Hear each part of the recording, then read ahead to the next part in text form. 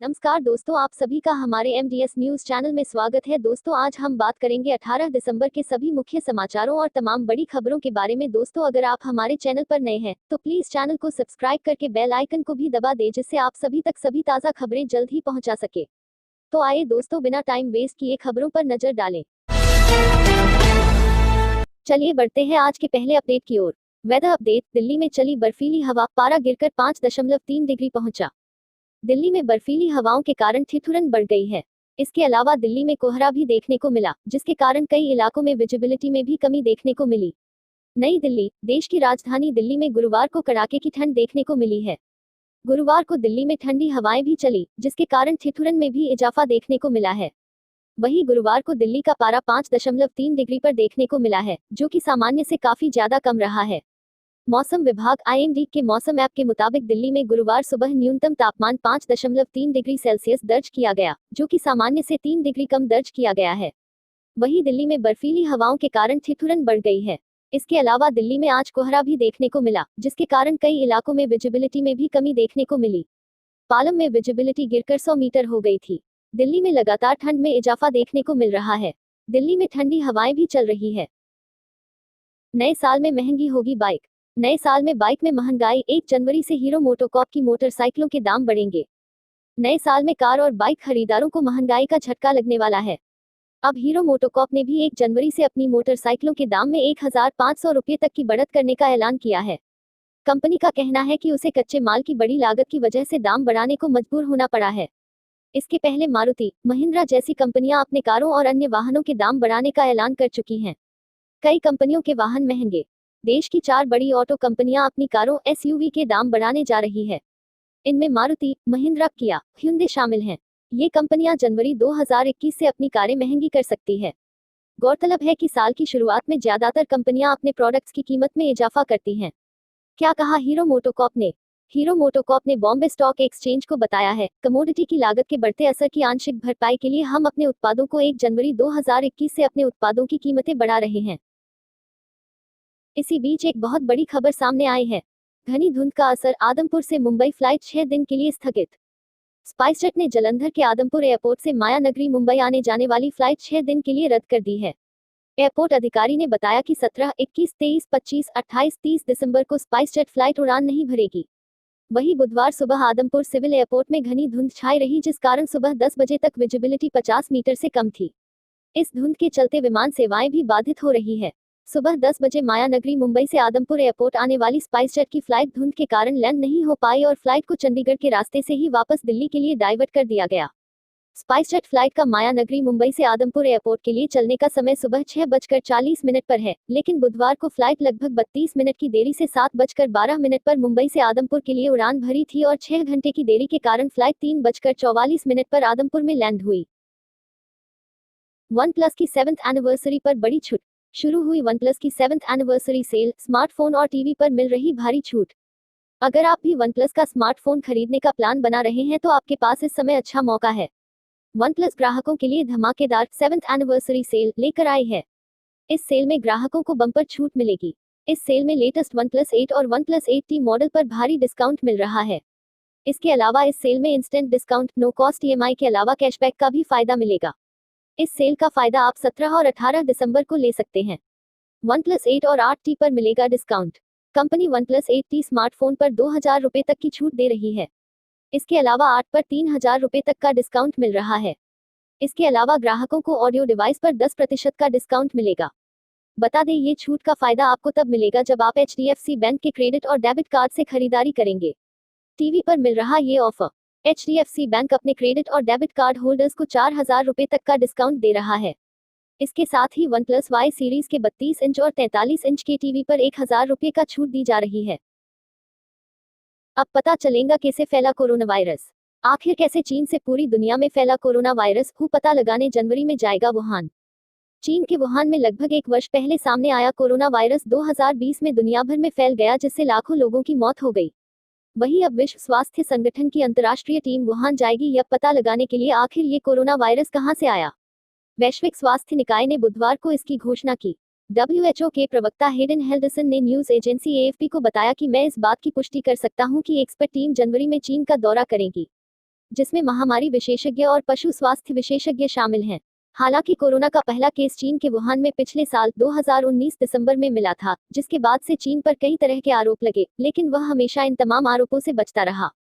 WHO के chief Tedros Ghebreyesus ने media से बातचीत के दौरान कहा कि हमारी टीम वुहान जाएगी यह पता करने के लिए आखिर यह खतरनाक वायरस कहां से आया। हम कोरोना वायरस के सोर्स का पता लगाने की कोशिश लगातार कर रहे हैं।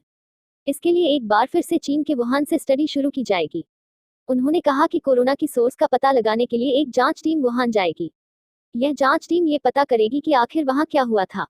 इसके अलावा यह भी देखा जाएगा कि किसी निष्कर्ष पर पहुंचने के लिए दूसरे रास्ते क्या हैं। उनका मानना है कि इस बीमारी की शुरुआत चीन के वुहान शहर से हुई थी। इससे पहले जुलाई में भी विश्व स्वास्थ्य संगठन के 2 विशेषज्ञ भी जांच के लिए चीन पहुंचे थे। अब एक बार फिर टीम चीन जाने वाली है। अब सारी दुनिया की इस बात पर नजरें हैं कि क्या WHO की टीम इस बात का पता लगाने में सफल होगी कि आखिर यह कोरोना की शुरुआत कैसे हुई। अमित शाह की ओर से बड़ा अपडेट। एक्शन में अमित शाह, खालिस्तानी नेटवर्क और फंडिंग पर कार्रवाई की बड़ी तैयारी। कृषि कानून के विरोध में हो रहे आंदोलन से खालिस्तान का नाम जुड़ने के बाद सुरक्षा एजेंसियां चौकन्ना हो गई है। ऐसे में गृह मंत्रालय ने एक बड़ा फैसला लिया है। गृह मंत्रालय के सूत्रों के मुताबिक खालिस्तानी संगठनों और इससे जुड़े एनजीओ पर बड़े क्रैकडाउन की तैयारी सरकार की तरफ से की जा रही है। सूत्रों के अनुसार विदेशी फंडिंग और आतंकी गतिविधि की जांच के लिए एक टीम गठित की गई है, जिसमें SFJ, बब्बर खालसा इंटरनेशनल, खालिस्तान जिंदाबाद फोर्स, खालिस्तान टाइगर फोर्स पर शिकंजा कसने और विदेशी फंडिंग को खंगाला जाएगा।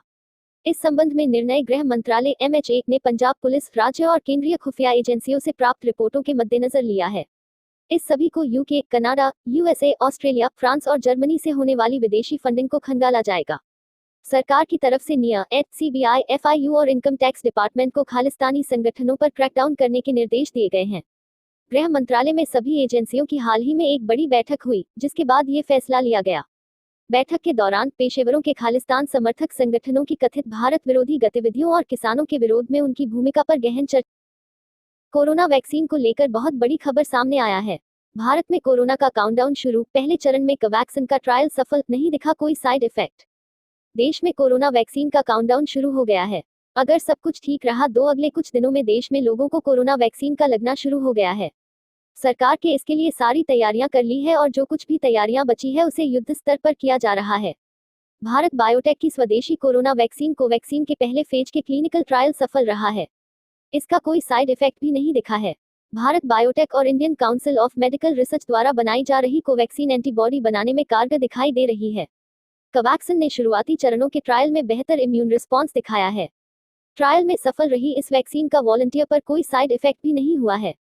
फर्स्ट फेज के क्लिनिकल ट्रायल के अंतरिम नतीजों से पता चला है कि सभी आयु वर्ग के समूहों पर कोई गंभीर या प्रतिकूल प्रभाव देखने को नहीं मिला है। विदेशी पोर्टल मेडारिक्साइवीट में दावा किया गया है कि वैक्सीन पूरी तरह से सेफ और इफेक्टिव है। भारत बायोटेक की इस वैक्सीन का पहले चरण का क्लिनिकल ट्रायल सितंबर महीने में ही समाप्त हो गया था, जिसके नतीजे अब सार्वजनिक किए गए हैं। अमेरिका से एक बहुत बड़ा अपडेट सामने आया है। अमेरिका, जो बाइडेन के शपथ ग्रहण समारोह में नहीं जुटेगी भीड़। अमेरिका के नवनिर्वाचित राष्ट्रपति जो बाइडेन और नवनिर्वाचित उपराष्ट्रपति कमला हैरिस के शपथ ग्रहण समारोह का आयोजन करने वाली समिति ने लोगों से अपील की है कि वे कोरोना वायरस के मद्देनजर शपथ ग्रहण समारोह में शामिल न हों। बाइडेन की अपनी आयोजन समिति ने इससे पहले घोषणा की थी कि शपथ ग्रहण समारोह 20 जनवरी को कैपिटोल बिल्डिंग के बाहर आयोजित होगा। वहीं शपथ ग्रहण समारोह से संबंधित जॉइंट कांग्रेशनल कमेटी ने कहा है कि कोविड-19 से संबंधित एहतियातों की वजह से कार्यक्रम में शामिल होने वाले लोगों की संख्या में बड़ी कमी की जाएगी। शपथ ग्रहण समारोह में हिस्सा लेने के लिए आमतौर पर कांग्रेस के सदस्य और उनके क्षेत्रों के मतदाताओं के बीच 2 लाख टिकटों का वितरण होता है, लेकिन इस बार आयोजक सिर्फ करीब 1000 टिकटों का वितरण करेंगे, यानी कांग्रेस के निर्वाचित 535 सदस्य और उनके साथ एक अतिथि ही शपथ ग्रहण समारोह में हिस्सा ले सकते हैं। शपथ ग्रहण के लिए कांग्रेशनल कमेटी के साथ काम करने वाली नवनिर्वाचित राष्ट्रपति की समिति ने भी समर्थकों से घर पर ही शपथ ग्रहण समारोह देखने की अपील की है। शेयर मार्केट में आज फिर तेजी। शेयर मार्केट, शेयर बाजार में आज भी तेजी। नई ऊंचाई पर सेंसेक्स, निफ्टी 13,700 के पार। शेयर बाजार में तेजी का दौर जारी है। आज भी शेयर बाजार में बढ़ोतरी देखी जा रही है। सेंसेक्स और निफ्टी ने आज फिर नया रिकॉर्ड हाई बनाया है। सेंसेक्स आज 46,778.51 का हाई बना चुका है। वहीं निफ्टी 13,713.55 का हाई बना चुका है। सेंसेक्स मजबूती के साथ खुलने के बाद आरंभिक कारोबार के दौरान 46,785 तक चढ़ा, जो कि अब तक का ऐतिहासिक स्तर है। वहीं निफ्टी भी 13,700 के ऊपर खुला और शुरुआती कारोबार के दौरान 13,721 तक उछला। सुबह 9.57 बजे सेंसेक्स बीते सत्र से 118.56 अंकों यानी 0.25% की तेजी के साथ 46,785.02 पर कारोबार कर रहा था, जबकि निफ्टी 36.45 अंकों यानी 0.27% की बढ़त बनाकर 13,719.15 पर बना हुआ था। बंबई स्टॉक एक्सचेंज BSE के 30 शेयरों पर आधारित प्रमुख संवेदी सूचकांक सेंसेक्स मजबूती के साथ 46,774.32 पर खुला और 46,785.02 तक चढ़ा, जबकि इसका निचला स्तर 46,627.60 रहा। नेशनल स्टॉक एक्सचेंज NSE के 50 शेयरों पर आधारित प्रमुख संवेदी सूचकांक निफ्टी भी बीते सत्र के मुकाबले बढ़त के साथ 13,713.55 पर खुला और 13,720.75 तक उछला, जबकि आरंभिक कारोबार के दौरान निफ्टी का निचला स्तर 13,673.55 रहा। कोरोना का प्रकोप पड़ा धीमा। कोरोना संक्रमण की रफ्तार पड़ी धीमी। 24 घंटे में आए 24,010 नए केस, 355 की मौत। देश में अब लगातार कोरोना की रफ्तार कम होती दिखाई दे रही है। 10 दिनों में 5वीं बार 30,000 से कम केस दर्ज किए गए हैं। पिछले 24 घंटे में 24,010 नए संक्रमित मरीज आए हैं। वहीं 355 लोग कोरोना से जिंदगी की जंग हार गए। अच्छी बात यह है कि बीते दिन 33,291 मरीज कोरोना से ठीक भी हुए हैं। देश में कोरोना संक्रमितों का आंकड़ा अब 1 करोड़ के पास पहुंच गया है। स्वास्थ्य मंत्रालय के मुताबिक देश में अब तक 94,89,740 लोग रिकवर हो चुके हैं, जबकि इस समय 3,22,366 एक्टिव केस हैं। पिछले 24 घंटे में हुई मौतों के बाद देश में मृतकों की संख्या बढ़कर अब 1,44,451 हो गई है। ICMR के मुताबिक देश में पिछले 24 घंटे के अंदर 11,58,960 कोरोना जांच की गई है। चलिए दोस्तों, आज के लिए बस इतना ही। अब कल मिलेंगे देश भर की तमाम बड़ी व छोटी खबरों के साथ। दोस्तों, अगर आप हमारे चैनल पर नए हैं तो प्लीज चैनल को सब्सक्राइब करके बेल आइकन को भी दबा दें और रोजाना ऐसी वीडियोस को लाइक कर शेयर करना ना भूलें। धन्यवाद।